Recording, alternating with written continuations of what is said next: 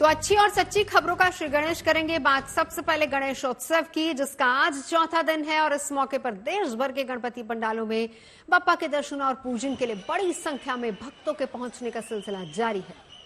बप्पा के इन भक्तों में नेता भी हैं, अभिनेता भी हैं। तो आज एक्टर वरुण धवन लालबाग के राजा के दर पहुंचे, वहीं एमएनएस चीफ राज ठाकरे भी गणपति पंडाल में दर्शन करने के लिए पहुंचे। और वहीं गणेशोत्सव के इस मौके पर कुछ भक्त बप्पा को अनोखे रूप में दुनिया के सामने पेश कर रहे हैं। अकोला में जहां गणपति पूजा में रोबोट का इस्तेमाल किया जा रहा है, वाशिम में बीजों से बप्पा की मूर्ति बनाकर पर्यावरण संरक्षण का संदेश देने की कोशिश की गई है।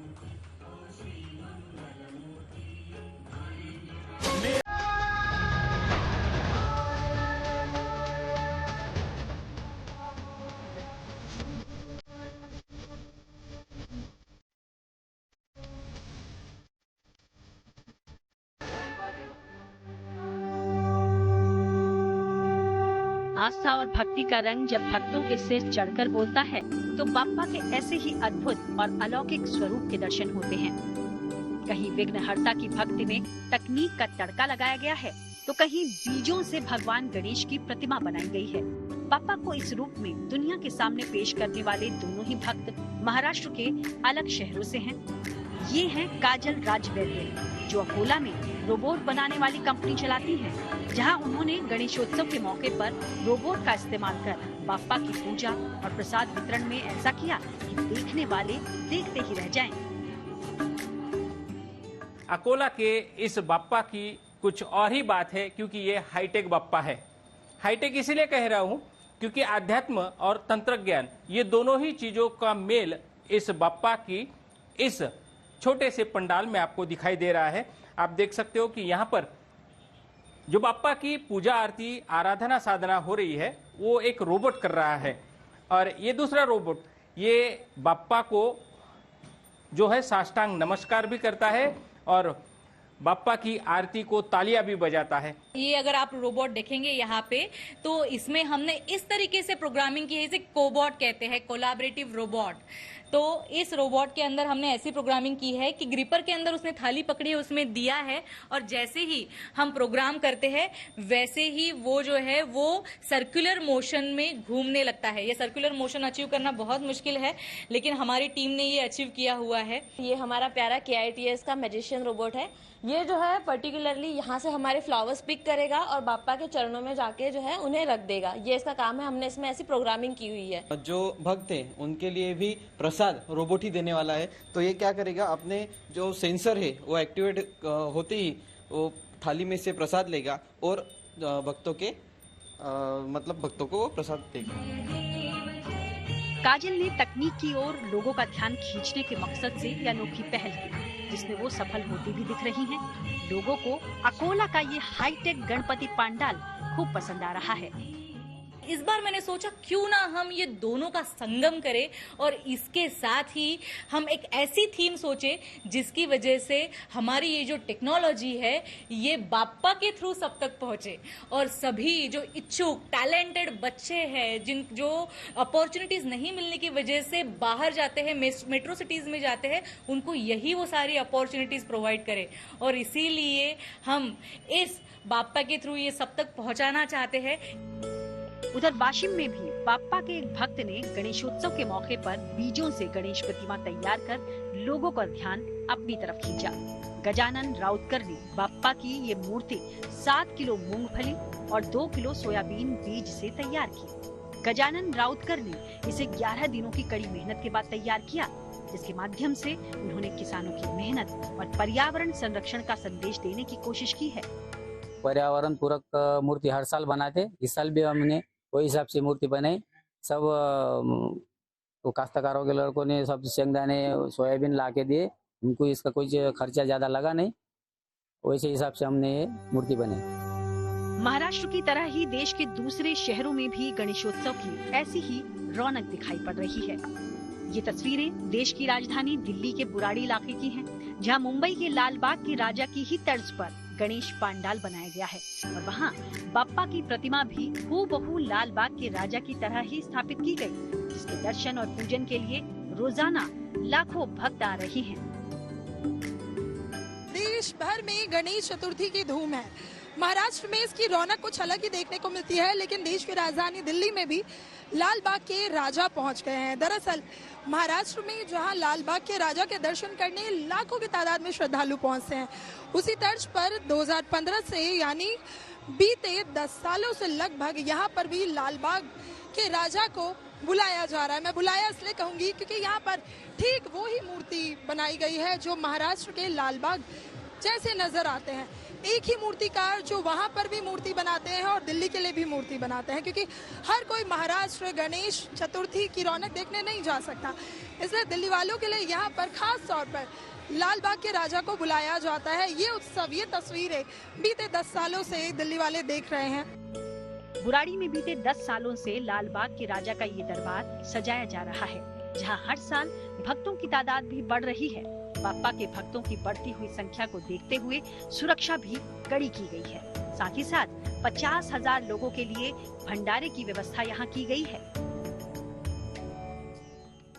मैं सबसे पहले धन्यवाद करता हूँ दिल्ली पुलिस का। उन्होंने इतना अभूतपूर्व प्रबंध करा है कि कुछ भी अनहोनी होने का चांस ही नहीं है कोई। मतलब ये हर जगह देखो तो आपको चारों तरफ पुलिस नजर आएगी। तो 500 साढ़े 500 सुरक्षा गार्ड हमारे भी हैं, 3 साढ़े 3 हजार दिल्ली पुलिस के हैं, जिसके अंदर पैरामिलिट्री भी है, सारे हैं। बुराड़ी में सजा लाल बाग के राजा का ये दरबार 16 तारीख तक यूं ही चलेगा और फिर धूमधाम के साथ बाप्पा की विदाई की जाएगी। अकोला से धनंजय साबले, वाशिम से जकाबी खान और दिल्ली से नीतू झा के साथ bureau report, good news today.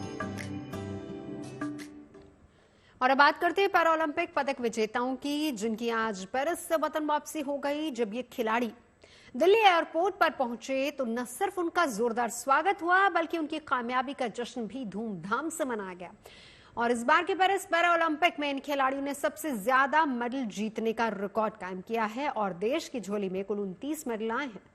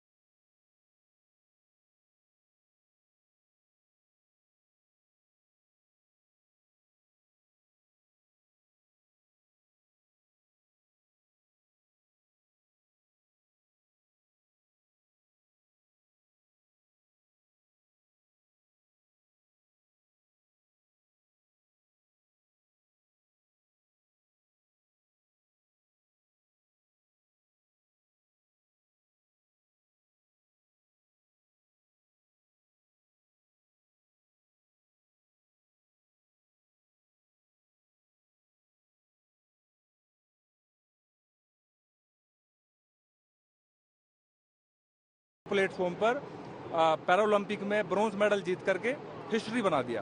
तो सर इससे मतलब ये बहुत बड़ा अचीवमेंट है और मेरे लिए, मैं बोलता हूँ मेरा पूरा कंट्री के लिए, क्योंकि ये देश का दूसरा मेडल है। पहला मेडल हमने टोक्यो पैरालंपिक में जीता था, वो भी ब्रॉन्ज मेडल था हरविंदर सिंह ने, और दूसरा मेडल जो आया वो हमारा मिक्स टीम इवेंट में राकेश एंड शीतल ने जीता, और तीसरा मेडल भी यहीं पे आया है। और तीसरे मेडल ने तो सर हिस्टोरिकल हो गया, वो तो गोल्ड मेडल आ गया हरविंदर का। तो एक कोच के लिए और एक आर्चरी फैमिली के लिए, फेडरेशन के लिए, साई के लिए और जो हमारे स्पॉन्सर है, सपोर्टर्स के लिए, पूरे देशवासियों के लिए इससे खुशी का पल नहीं हो सकता। पेरिस से पहले टोक्यो पैरालंपिक में 54 भारतीय एथलीट्स ने हिस्सा लिया था, जो उस वक्त का सबसे बड़ा दल था। फिर पेरिस पैरालंपिक 2024 में भारत का ये दल और बड़ा हुआ और इस बार कुल 84 पैरा भारतीय एथलीट्स ने हिस्सा लिया, जो न सिर्फ देशवासियों की उम्मीदों पर खरे उतरे, बल्कि कुल 29 पदक जीतकर इतिहास भी रच दिया। इसमें 7 गोल्ड, 9 सिल्वर और 13 ब्रॉन्ज मेडल शामिल है। मैं जब जा रहे थे तब हमने कहा था हम 25 से 30 मेडल लेके आएंगे और इतिहास बनाएंगे। इतिहास बना दिया। इतनी अच्छी परफॉर्मेंस आज तक नहीं रही है। पूरे फ्रांस में इंडिया इंडिया हो रहा था, वहाँ पेरिस में भी हमारे इंडिया को ज़्यादा सपोर्ट कर रहे थे। 7 गोल्ड मेडल आए, 9 सिल्वर आए और 13 ब्रॉन्ज। जो हम सोच रहे थे उससे ऊपर हमारा परफॉर्मेंस रहा।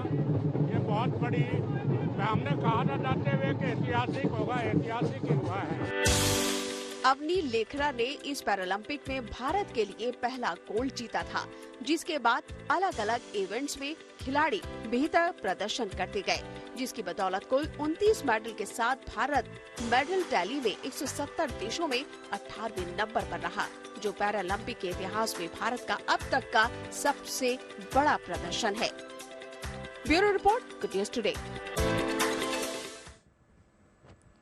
गोल्ड, सिल्वर, ब्रोंज, ऐतिहासिक जीत इस बार और पैरालंपिक्स में एक ऐतिहासिक कहीं सफर रहा है भारत का, और इसीलिए आज वतन वापसी पर, वतन जब लौटे तमाम खिलाड़ी तो उनका जोरदार स्वागत हुआ और जीत का जश्न भी मना। आगे बढ़ते बात करते हैं उत्तर प्रदेश के बहराइच में पसरे आतंक की, और ये आतंक किसी और का नहीं बल्कि आदमखोरों का है, भेड़ियों का है। वन विभाग ने आज 5वें आदमखोर को पकड़ लिया है। अब छठे और आखिरी आदमखोर भेड़िए की तलाश जारी है। उम्मीद यही जताई जा रही है कि इसके बाद बहराइच में भेड़ियों का आतंक थम जाएगा। लगभग पिछले 1.5 महीने से डर का ऐसा ही माहौल बना हुआ है। लोग रात रात भर जागकर गांव में पहरा दे रहे हैं। हो सकता है कि कुछ दिन के अंदर रत जगह पर विराम लग जाए, क्योंकि अभी तक 5 भेड़ियों को दबोचा जा चुका है। हालांकि अभी तक वन विभाग या फिर प्रशासन की तरफ से कोई भी ये बताने को तैयार नहीं है कि जितने भी भेड़िए अभी तक पकड़े गए हैं क्या वाकई वो आदमखोर हैं या फिर नहीं है, और क्या इसके बाद जो अगला भेड़िया पकड़ा जाएगा उसके बाद आतंक खत्म होगा कि नहीं होगा। लेकिन उम्मीदें जरूर जताई जा रही है। प्रशासन अलर्ट पर है। गांव के लोग दिन रात पहरा दे रहे हैं। ड्रोन से लगातार निगरानी रखी जा रही है। दूर जंगल के इलाकों में भी ड्रोन के जरिए निगरानी रखी जा रही है और कोशिश यही की जा रही है कि जल्दी से जल्दी इस आखिरी आदमखोर को पकड़ा जाए ताकि आतंक खत्म हो।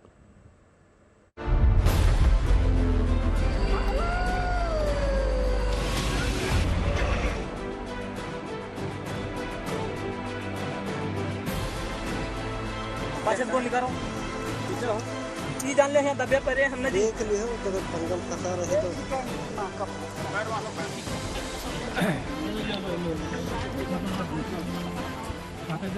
करीब 2 हफ्तों बाद उत्तर प्रदेश के बहराइच से फिर अच्छी खबर आई।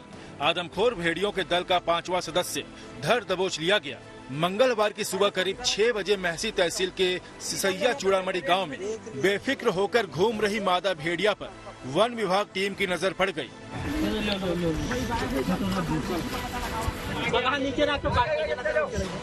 इसके बाद वन विभाग की टीम ने ग्रामीणों के सहयोग से आदमखोर भेड़िए को पिंजड़े में कैद कर लिया। कुछ देर छोटे से पिंजड़े में बेचैनी से चहलकदमी करने के बाद नरभक्षी भेड़िया थक हार कर बैठ गया, क्योंकि खुले में घूमने की मियाद खत्म हो गई।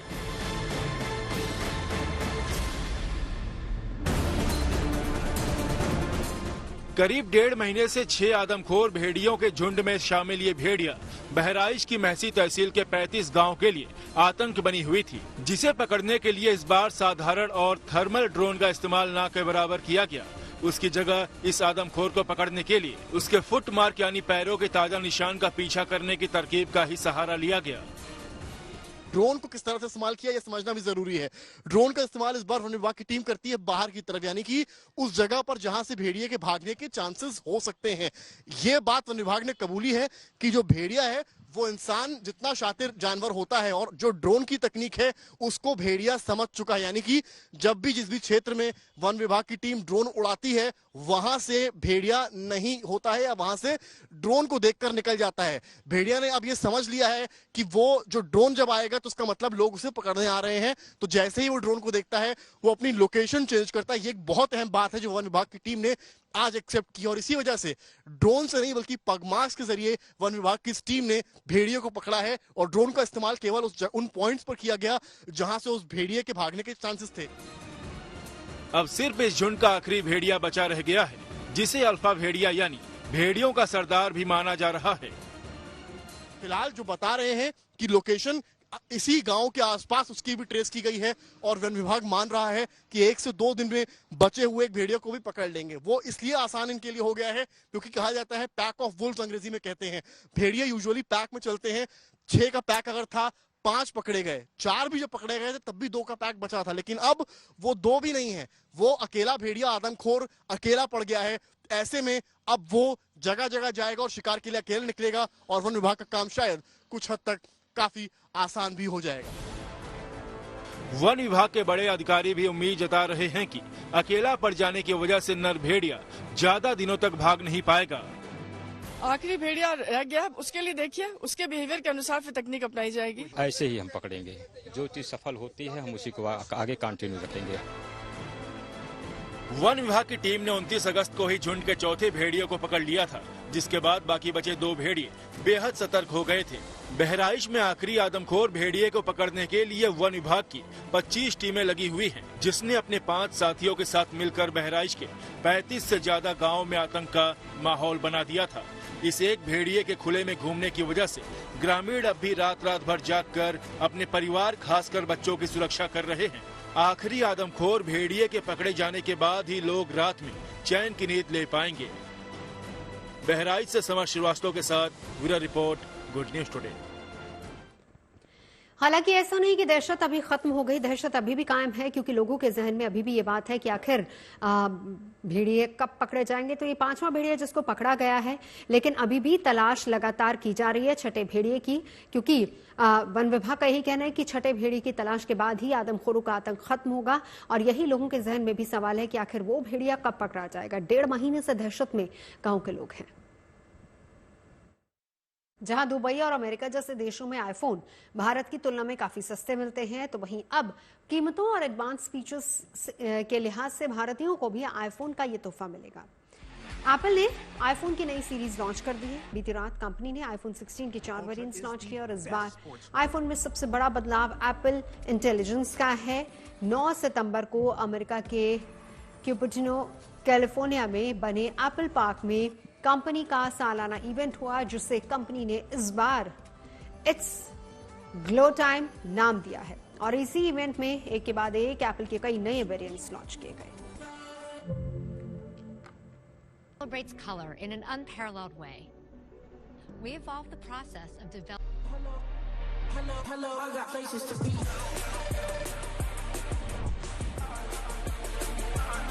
एप्पल ने सिर्फ एक आईफोन नहीं 4 आईफोन लॉन्च किए हैं।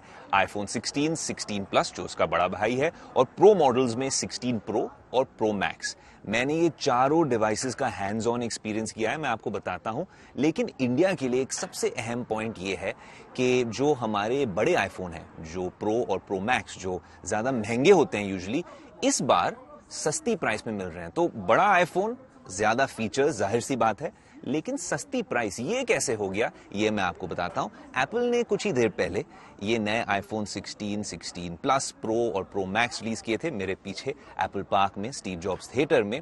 और जो प्रो और प्रो मैक्स हैं, ये दोनों फोन 15,000 रुपए सस्ते हो गए हैं as compare to last years pricing. अब दोनों प्रो फोन्स और भी बड़े हो गए हैं, 6.3 इंचेस प्रो के लिए और 6.9 इंचेस प्रो मैक्स के लिए, जो इन्हें आज तक के सबसे बड़े आईफोन बना देता है। बड़ा आईफोन मतलब जाहिर सी बात है कि बड़ी बैटरी भी होगी, तो इन दोनों आईफोन्स में सुपीरियर बैटरी परफॉर्मेंस भी है। और तो और iOS 18 और जो इनकी नई चिपसेट है A18 Pro, उसकी वजह से इसकी बैटरी परफॉर्मेंस काफी बेहतरीन रहती है। इस साल आपको मिलेगा एप्पल इंटेलिजेंस सपोर्ट सभी आईफोन्स पे। आईफोन 16, 16 प्लस, प्रो और प्रो मैक्स। एप्पल इंटेलिजेंस क्या है? ये एप्पल का जो इंटरप्रिटेशन है AI का, आर्टिफिशियल इंटेलिजेंस की दुनिया है। तो अब एप्पल ने भी इसमें एक एंट्री मारी है और बहुत ही शानदार इनकी परफॉर्मेंस है। एप्पल इंटेलिजेंस आपको फाइनली देखने को मिलेगा, जो उन्होंने जून में लॉन्च किया था, अब आपको इन आईफोन्स में देखने को मिल रहा है। आपको एक ब्रांड न्यू कैमरा कंट्रोल भी मिलता है। ये कैमरा कंट्रोल जैसे पुराने कैमरास में वो शटर बटन होता था, वैसे ही ये एक कैमरा कंट्रोल मिल रहा है आपको, और जब भी आप इसको दबाएंगे तो कैमरा की सेटिंग्स जो होंगी आप स्विच कर सकते हैं। जैसे आपको डिफ्यूज ज्यादा करना है, या आपको कोई चीज पे फोकस ज्यादा करना है, या जैसे मैं वीडियो बनाता हूं तो उसमें मैं ब्राइटनेस या कॉन्ट्रास्ट सब एक ये कैपेसिटिव टच वाले बटन से मैं सब इसको इस्तेमाल करके ये सब सेटिंग्स कर सकता हूं। और ये सारे आईफोन्स पे आ रहा है, चारों आईफोन्स पे ये बटन आने वाला है। अब जो 16 और 16 प्लस जो मामूली आईफोन है उनमें A18 चिप आ रहा है। ये भी 2 जनरेशन जंप करके, मतलब A16 से सीधे A18 पे आ गया है। और जो प्रो और प्रो मैक्स है उनमें A18 प्रो एक और भी स्ट्रॉन्ग और फॉर्मिडेबल सी चिपसेट है, जो ये सब स्पेशल प्रो फीचर्स आप इसके जरिए से यूज कर सकते हैं। अब इस कैमरा शटर, कैमरा वाले कंट्रोल से आपको विजुअल इंटेलिजेंस भी यूज कर सकते हैं। जो आप स्क्रीन पे कंटेंट देख रहे हैं उस पे आप AI यूज कर सकते हैं, और ये आपका बड़ा ही लाभदायक फीचर साबित हो सकता है, क्योंकि आपके लिए अगर आप ये यूज करें तो जैसे अगर आपने कुछ ऑब्जेक्ट को देखा है, या फिर आप कैमरा में ये देख रहे हैं और आपने फिर जब एप्पल इंटेलिजेंस, विजुअल इंटेलिजेंस वाला बटन दबाया, तो आपको कैमरा ऐप में ही बता देगा कि आप क्या ऑब्जेक्ट देख रहे हैं, या फिर कुछ भी आपको सिरी से इंफॉर्मेशन चाहिए। ये सब चीजें काफी चेंज हो गई हैं एप्पल के इकोसिस्टम में। तो एप्पल ने फीचर्स बेटर दे दिए, बड़ा आईफोन दे दिया, लेकिन प्राइस लास्ट ईयर से कम। शायद क्योंकि ये इंडिया में बन रहे हैं प्रो मॉडल्स, और ये एक बड़ा पैगाम है। ये मतलब दुनिया को बता रहे हैं कि आप इंडिया को नजरअंदाज नहीं कर सकते। एक बड़ी ही अहम और मेजर मार्केट बन गई इंडिया इनके लिए। बट एक चीज तो तय है कि एप्पल चाहती है कि आप ये नए आईफोन्स खरीदें। और अगर आप मुझसे पूछेंगे, मैंने तो चारों आईफोन्स यूज किए हैं यहाँ पर ही स्टीव जॉब्स थिएटर में। हर बार लोग एक सिंपल सा सवाल करते हैं कि हमको आईफोन अपग्रेड करना चाहिए कि नहीं, पर इस बार ये थोड़ा अनिवार्य हो गया है, ये जरूरी हो गया है, क्योंकि अब एप्पल इंटेलिजेंस इन्हीं आईफोन्स पे मिलेगा, या तो लास्ट ईयर के प्रो और प्रो मैक्स पे, या फिर इस साल के 16, 16 प्लस प्रो और 16 प्रो मैक्स पे आपको एप्पल इंटेलिजेंस के सभी फीचर्स मिलेंगे। खबरें सच्ची होनी चाहिए, अच्छी खुद ब खुद लगती है। Navjot Randhawa signing off. आप सुन रहे गुड न्यूज, देखते रहिए गुड न्यूज टुडे।